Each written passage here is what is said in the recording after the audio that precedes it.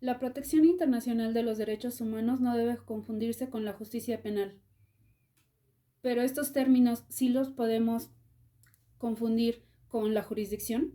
Mi nombre es Brenda Vega Juárez y esta vez hablaré sobre la jurisdicción directa e indirecta.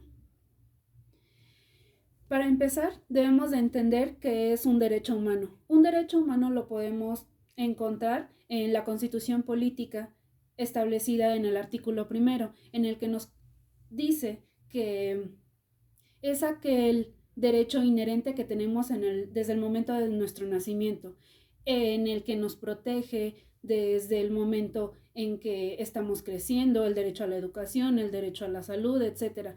En el caso de la jurisdicción internacional, nos lo podemos encontrar en el relacionado en cuanto a la nacionalidad, a los extranjeros. Es por eso que algunas veces se confunde en cuanto a, en cuanto a un derecho humano, como por ejemplo a alguna sanción penal a los extranjeros o a los nacionales en cuanto a que van a salir a algún país extranjero.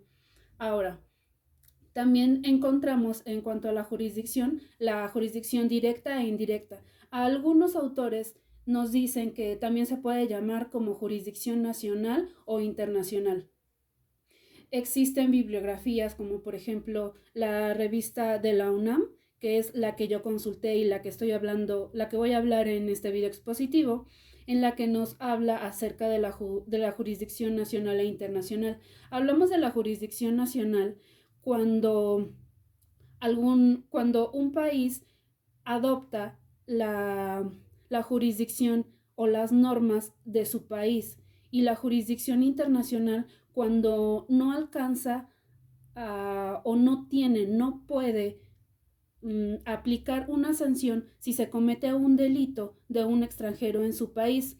Hay un término que utiliza este autor del que estoy hablando, que se llama ad hoc, en el que los países miembros, por ejemplo, de la OEA, que es la Organización de los Estados Americanos, que tienen que estar de acuerdo para que se aplique una sanción a alguna persona, algún individuo que comete un delito dentro de un país. Estos integrantes de la organización tienen que, por ejemplo, si cometen un delito en México, un extranjero de Canadá, por ejemplo, que son miembros de la Organización de los Estados Americanos, Canadá tiene que estar de acuerdo con México para que le apliquen una sanción adecuada al individuo. Este término, como lo dije, se llama ad hoc para que se le pueda aplicar una sanción adecuada al individuo.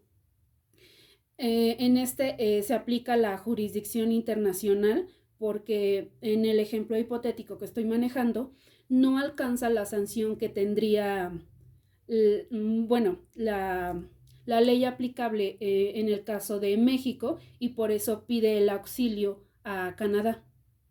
Esa sería una jurisdicción indirecta para algunos autores, o una jurisdicción internacional para el autor en el que yo estoy manejando. La jurisdicción nacional, como lo mencionaba, es las leyes que se aplicarían en mi ejemplo en México, y ya no se le pide auxilio a otro país.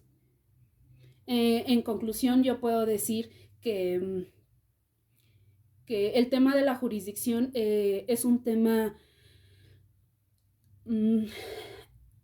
adecuado, es de mucha ayuda, ya que en muchas ocasiones se necesita auxilio de otros países y, por ejemplo, la OEA es un organismo en el que varios países hay muchos países miembros, pero no son todos los países del mundo. Entonces deberían de estar en conjunto con ellos, porque es una herramienta que les ayudaría a aplicar la sanción adecuada a los individuos que cometen delitos que no están en su país o que no tienen las leyes aplicables en su país.